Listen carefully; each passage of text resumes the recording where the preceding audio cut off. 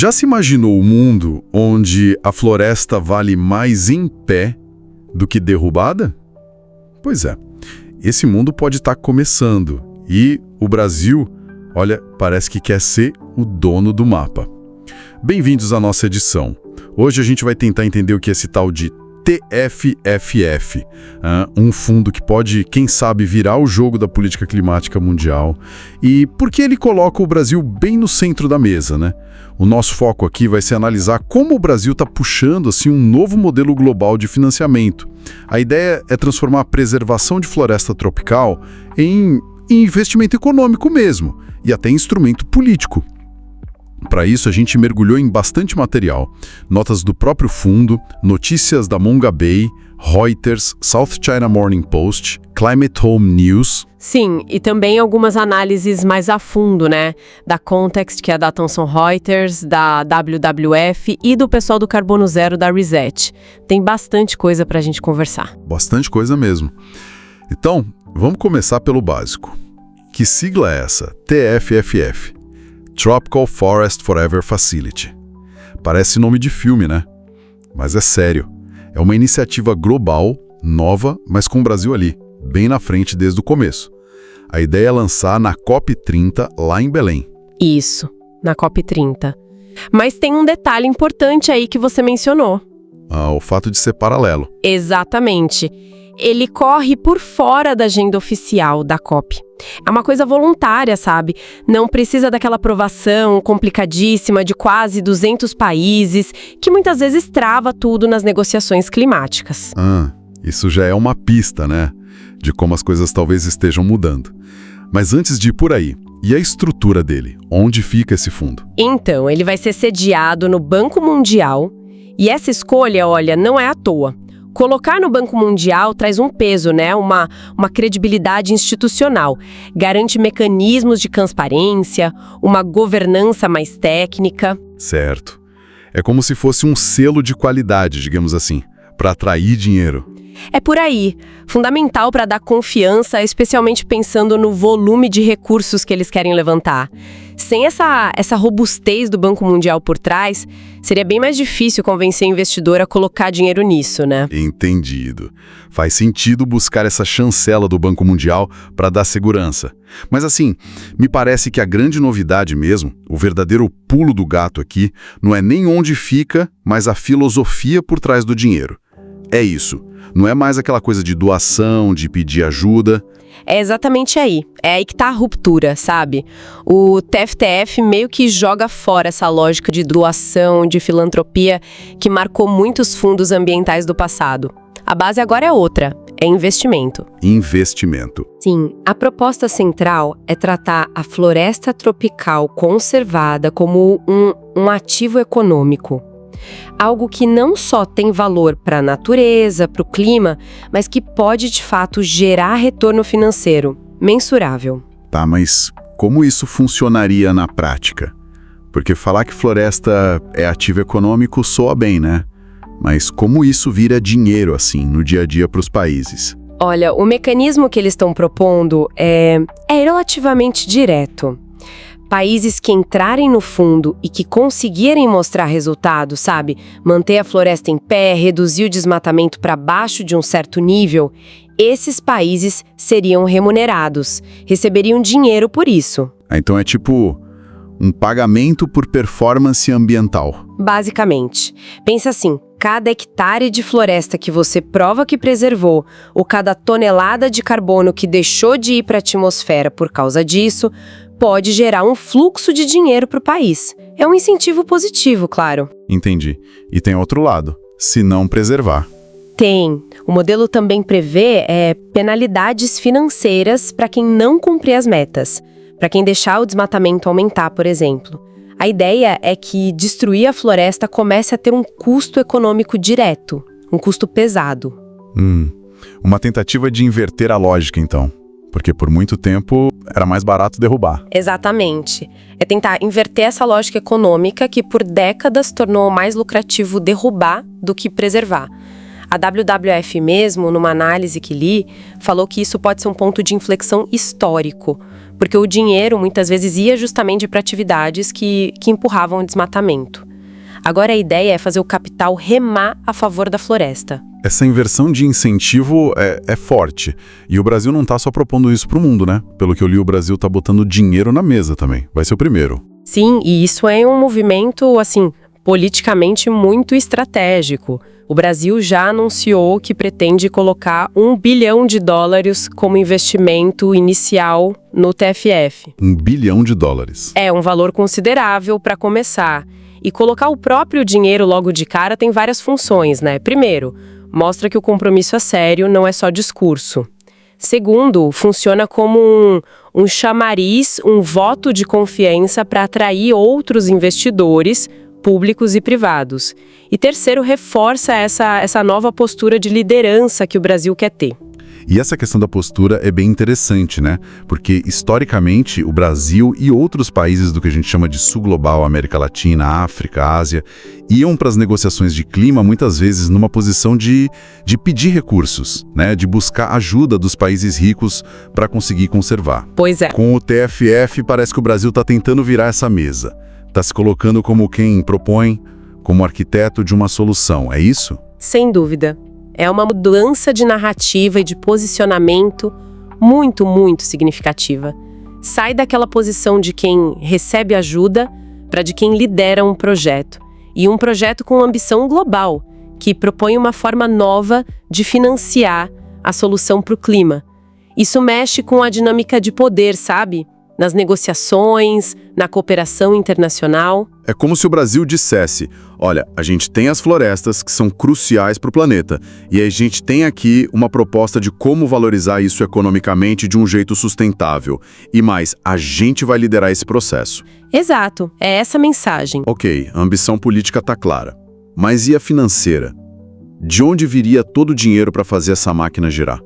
Porque 1 bilhão do Brasil é um começo importante, mas para remunerar países no mundo todo pela conservação, precisa de muito mais, né? Com certeza.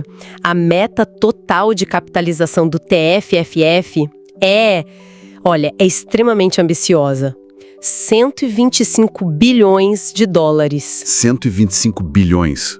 Uau, isso é muito dinheiro. Como eles acham que vão chegar nisso? A arquitetura financeira que eles desenharam é um mix.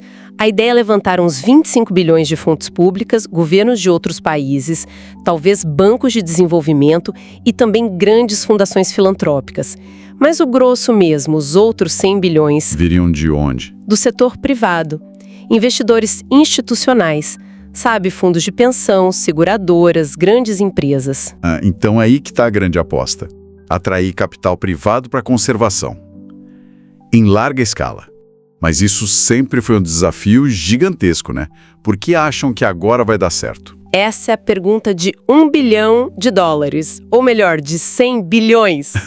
Sim, exato. A aposta do TFF é que essa estrutura toda, o investimento em vez de doação, a chancela do Banco Mundial, a participação inicial de governos, a promessa de retorno financeiro ligado a resultados de conservação que dá para verificar, que tudo isso junto consiga finalmente destravar esse capital privado que está aí, mas que nunca entrou de verdade na conservação. E tem aquela ideia de alavancagem, né? O dinheiro público atraindo o privado. Exatamente.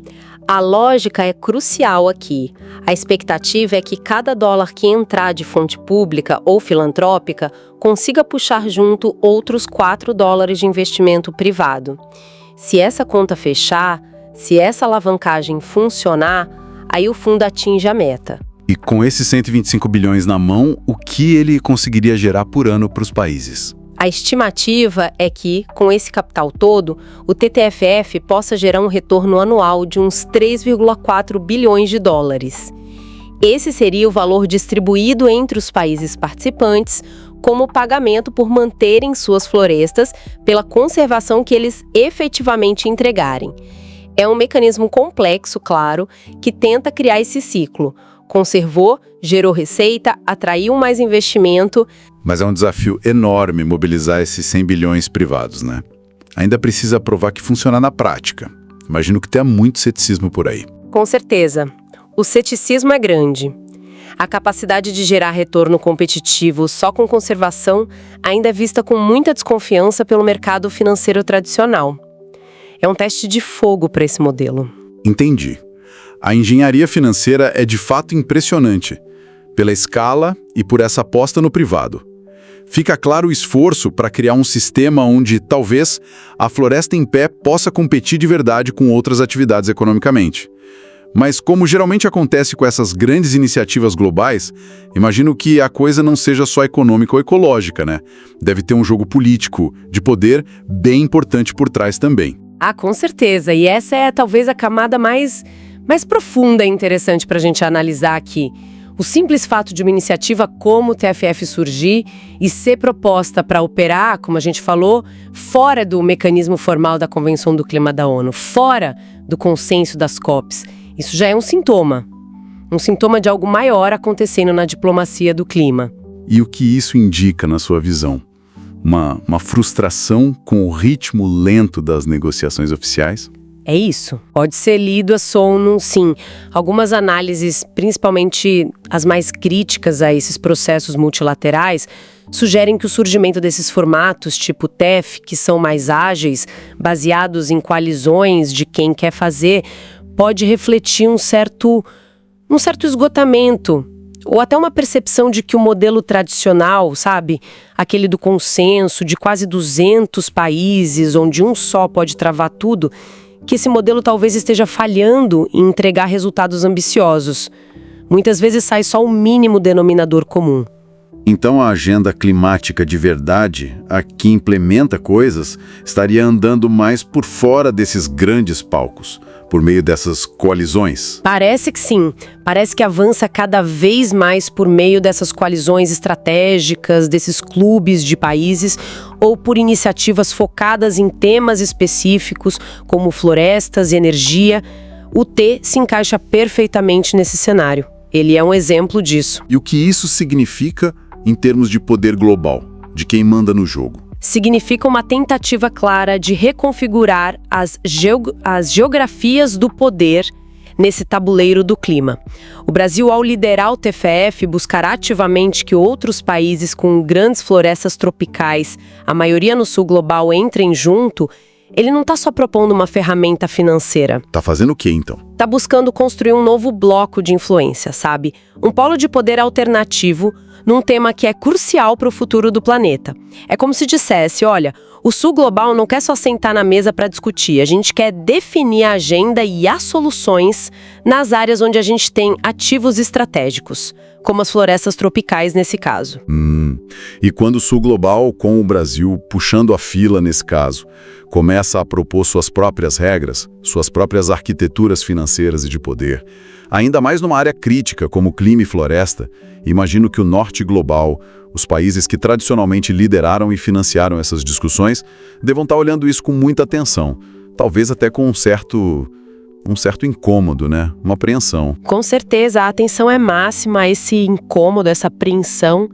Tudo isso faz parte do jogo geopolítico que está se desenhando. Essa tensão geopolítica, então.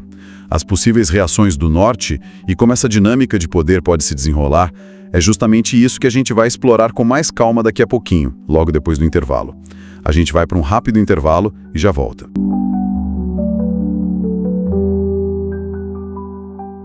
Olá, estamos de volta com a segunda parte da nossa edição especial sobre o TFF, o Fundo Tropical para Sempre.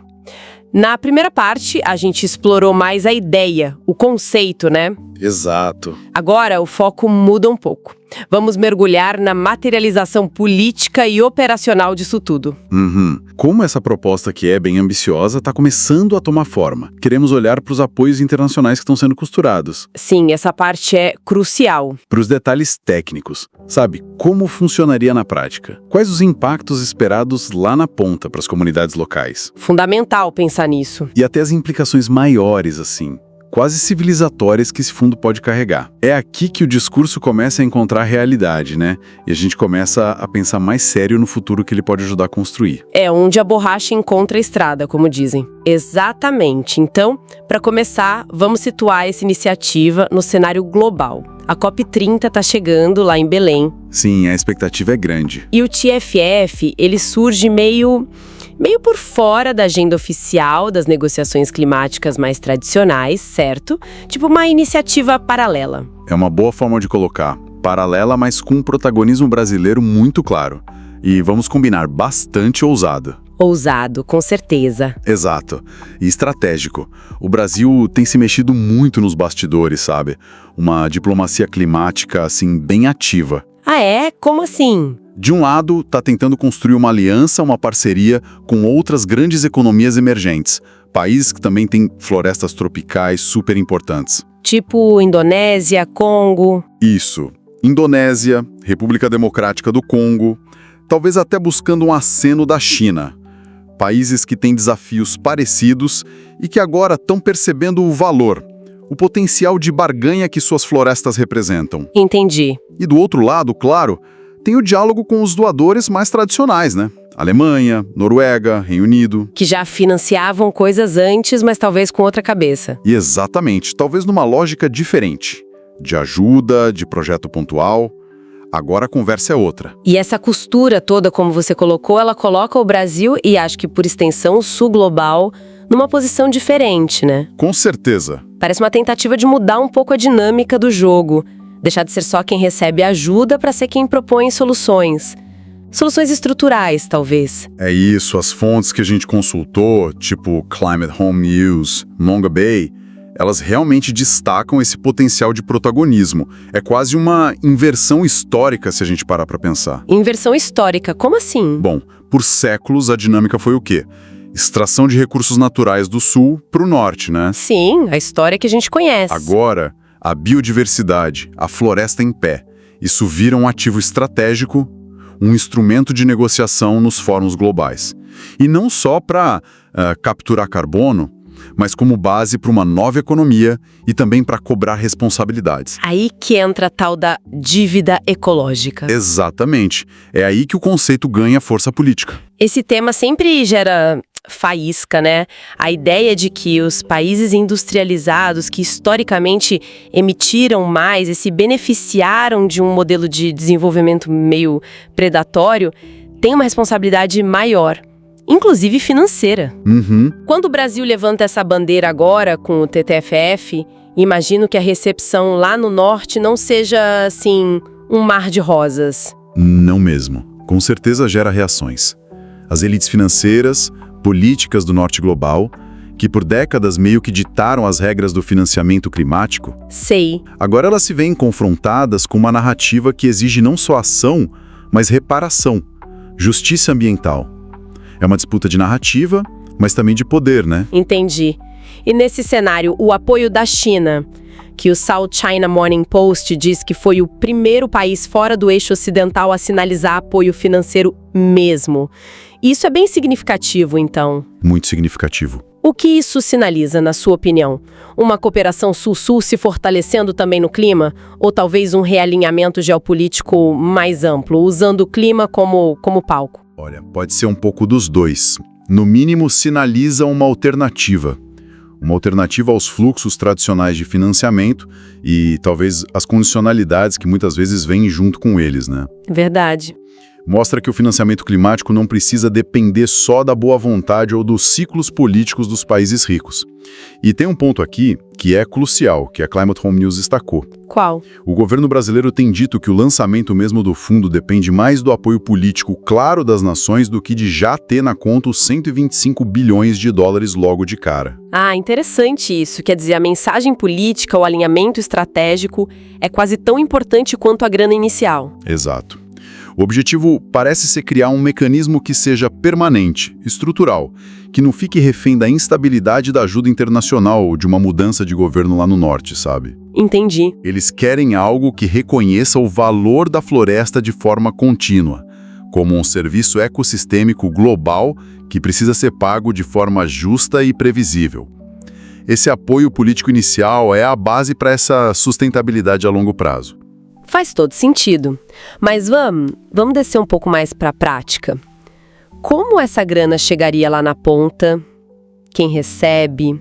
E quais são as regras do jogo? Bom, o desenho conceitual do fundo aquele apresentado lá na COP28, ele mira 74 países em desenvolvimento.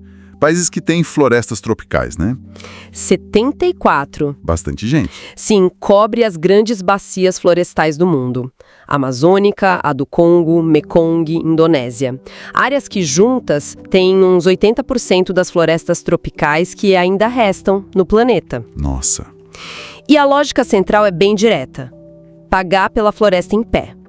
Pela conservação que funciona, de verdade. E como se mede essa conservação que funciona? Tem um valor? Quanto vale um hectare? Olha, a proposta inicial fala em algo como $4 por hectare de floresta preservada, por ano.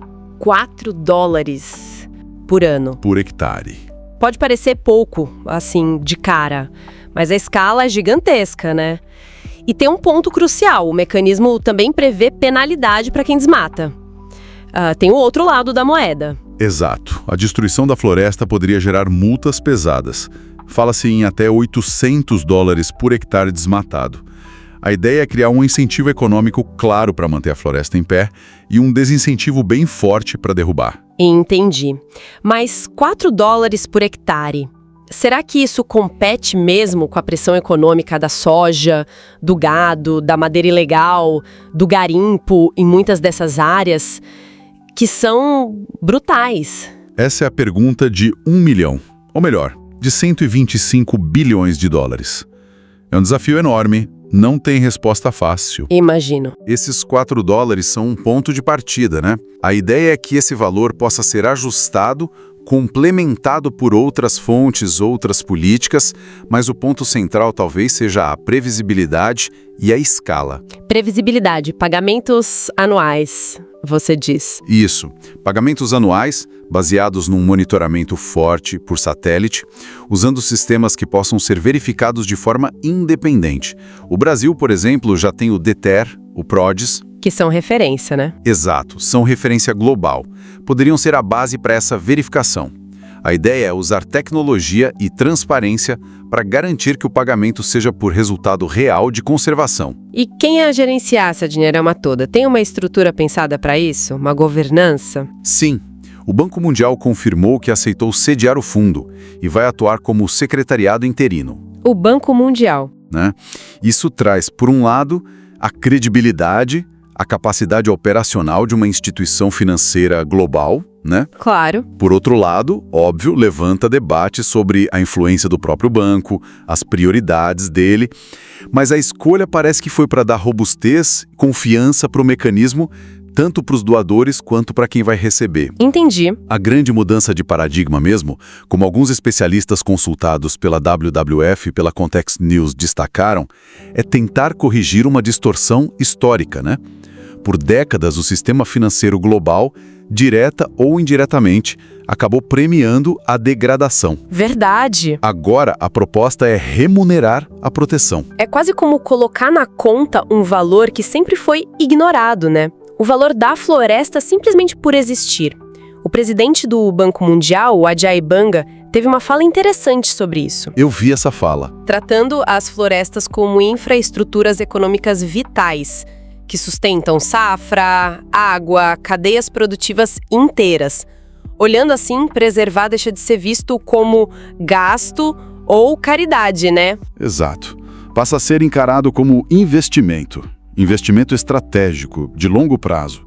E essa mudança de mentalidade é fundamental. Concordo. Transforma a floresta, que muitas vezes foi vista como um obstáculo para o desenvolvimento, num ativo econômico real, mensurável e, agora, quem sabe, rentável pela sua simples existência e conservação. Falando em ponta, em quem realmente protege a floresta no dia a dia, uma das coisas mais comentadas do TFTF é o foco social.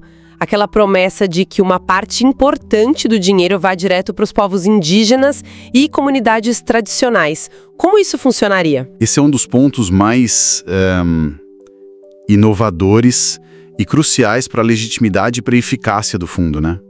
A proposta prevê que pelo menos 20% dos pagamentos anuais sejam destinados diretamente para eles. 20%, sim. povos indígenas e comunidades locais que vivem nas florestas, que dependem delas. E o importante, isso foi desenhado com a participação de organizações como Aliança Global de Comunidades Territoriais. Não foi algo imposto de cima para baixo. Legal. Mas 20%. Como garantir que esse dinheiro chegue mesmo lá na base, sem ficar perdido no meio do caminho, na burocracia do governo, nos intermediários? Esse costuma ser um problema histórico, né? Sem dúvida. A implementação desse repasse direto é um desafio super complexo. Vai exigir mecanismos de transferência transparentes, talvez fundos locais, fundos regionais geridos com participação da comunidade. Sim. E sistemas de monitoramento que acompanhem não só a floresta, mas também o fluxo do dinheiro. A ideia é reconhecer formalmente e financeiramente o papel que esses grupos já fazem como guardiões da floresta. Algo que a ciência mostra cada vez mais, né? Terras indígenas e comunitárias têm desmatamento bem menor. Verdade. E além desse repasse direto, que outras salvaguardas ou regras de governança estão previstas para garantir que o fundo realmente atinja os objetivos ambientais e sociais? Olha, tem um conjunto de critérios que os países precisam cumprir para poder acessar o dinheiro. Isso inclui ter políticas nacionais de conservação, sistemas de monitoramento transparentes e fortes, como aqueles que a gente falou, e respeito aos direitos humanos, claro, especialmente das comunidades locais. E tem também diretrizes bem claras sobre onde o dinheiro não pode ser usado. Ah, tipo o quê? Atividades como mineração industrial, exploração de madeira em larga escala, projetos de combustíveis fósseis, grandes hidroelétricas, essas coisas estariam vetadas. A ideia é evitar o paradoxo, né? Evitar que o fundo acabe financiando coisa que prejudica a floresta ou as comunidades. Faz sentido. E quem fiscalizaria isso tudo? O Banco Mundial? Os próprios governos? A estrutura de governança ainda está sendo, digamos, afinada, mas se discute muito a criação de um mecanismo de monitoramento independente. Independente. Com quem? Composto por gente da sociedade civil, lideranças comunitárias, cientistas, especialistas. Isso seria fundamental para dar credibilidade para o processo todo, sabe? Permitir que denúncias sejam apuradas, que haja um controle social sobre como o dinheiro é usado e se as salvaguardas estão sendo cumpridas. Seria uma camada a mais de fiscalização, para além dos governos e do próprio secretariado do fundo. Entendi. Então, juntando todas essas peças, a articulação política, os mecanismos financeiros, o foco social, as salvaguardas, qual é o significado maior do TFTF? O que ele representa para além de ser só mais um fundo ambiental na praça? Olha, ele representa potencialmente um ponto de virada, um ponto de inflexão. Ele foi apresentado conceitualmente lá na COP28 em Dubai. Sim. E a expectativa é que seja lançado e operacionalizado de vez na COP30 em Belém. Ele simboliza uma tentativa do Sul Global de assumir a liderança na construção de soluções para o clima. Soluções que sejam também de desenvolvimento e de justiça social. É uma afirmação, então. É uma afirmação de que esses países não são só vítimas da crise climática ou meros recebedores de ajuda, mas que eles têm um ativo crucial, as florestas tropicais, e são protagonistas na proposta de novas estruturas globais de financiamento. Quase uma maturidade política e econômica, talvez. Deixar de só reagir à agenda que vem do norte e passar a propor ativamente com base nos seus próprios ativos e interesses. Pode-se dizer que sim, acho que é uma boa leitura. Se o TFF conseguir cumprir essa promessa ambiciosa que ele tem, ele pode inaugurar uma nova era para a conservação. Uma nova era. Uma era onde preservar a natureza seja, de fato, economicamente mais vantajoso do que destruir. Isso é quase revolucionário, né? Considerando a lógica econômica que dominou nos últimos séculos. Mas, claro, o C é enorme. Com certeza. E quais são os principais obstáculos para que esse C vire realidade? O que pode dar errado nessa história toda? Os desafios são muitos. Primeiro, a adesão. Quantos países doadores realmente vão botar dinheiro e apoio político nisso? E quantos países com florestas vão querer entrar e conseguir cumprir os critérios? Verdade. Segundo, a governança na prática. Será que os mecanismos de transparência, de repasse, de monitoramento vão funcionar mesmo? Vão evitar corrupção? vão garantir que o dinheiro chegue onde precisa. Terceiro, a pressão econômica real no território, que a gente já falou. Será que os incentivos do fundo vão ser suficientes para brigar com o lucro das atividades predatórias, que muitas vezes são ilegais e violentas? É um ponto crítico. E quarto, a vontade política. Governos mudam, prioridades mudam. Como garantir que o fundo continue firme, com integridade, ao longo do tempo? É uma equação bem complexa. Levanta aquela pergunta fundamental, né? O mundo está realmente pronto para achar um equilíbrio diferente entre o capital e a vida, entre economia e ecologia? Essa é a pergunta central que o TFTF meio que joga na mesa. O sucesso dele não depende só do dinheiro ou da tecnologia de satélite. Depende de uma mudança de mentalidade global. Uma mudança profunda. Profunda. Depende de um compromisso real, especialmente dos países que historicamente são mais responsáveis pela crise climática, em reconhecer suas dívidas ecológicas e apoiar uma redistribuição mais justa, não só de dinheiro, mas de poder de decisão nas arenas globais. Não é só pagar pela floresta, é redesenhar relações de poder e responsabilidade no planeta. O desafio, como sempre, é transformar o discurso bonito em prática que funciona, né? As fontes do governo brasileiro, pelo que a gente tem visto em reportagens, indicam que os critérios técnicos, as condicionalidades, os sistemas de monitoramento, tá tudo em fase final de desenvolvimento, sendo preparado para formalizar junto ao Banco Mundial. Sim, existe um otimismo, cauteloso, mas palpável, de que a COP30 em Belém possa ser o palco para o lançamento oficial disso tudo. Seria um marco. Com certeza. Se der certo, pode ser um passo concreto para que a economia global comece de fato a recompensar o verde da floresta, e não só o cinza da infraestrutura tradicional ou da exploração que não se sustenta.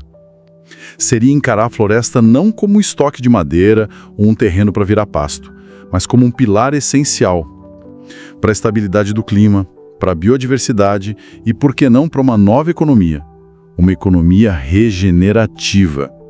Fica então a reflexão final para quem nos ouve. O que está em jogo com iniciativas como o TFF vai muito além de só preservar a árvore ou proteger bicho ameaçado. Muito além. Trata-se da busca coletiva por um modelo de civilização que consiga operar dentro dos limites do planeta, que valorize a diversidade biológica e cultural e que ouça as vozes dos povos que há séculos convivem com essas florestas. Um futuro possível, onde a floresta em pé seja de verdade um pilar econômico e social, reconhecido e valorizado por todo mundo. Tomara. Os links para as fontes que serviram de base para a criação desta edição, incluindo artigos da Climate Home News, Mongabay, Reuters, South China Morning Post, Context News, Reset, o documento conceitual do próprio TFFF, materiais da WWF e informações do site oficial da COP30 Brasil, além de acesso a outros artigos relacionados, se encontram na descrição do episódio, tá bem? Importante conferir. Esperamos que esta edição tenha sido útil, tenha trazido alguns esclarecimentos, um abraço carinhoso da nossa equipe e lembre-se que o POVcast vai ao ar de segunda a domingo, sempre trazendo informações importantes e relevantes. Até a próxima. Até a próxima. Tchau.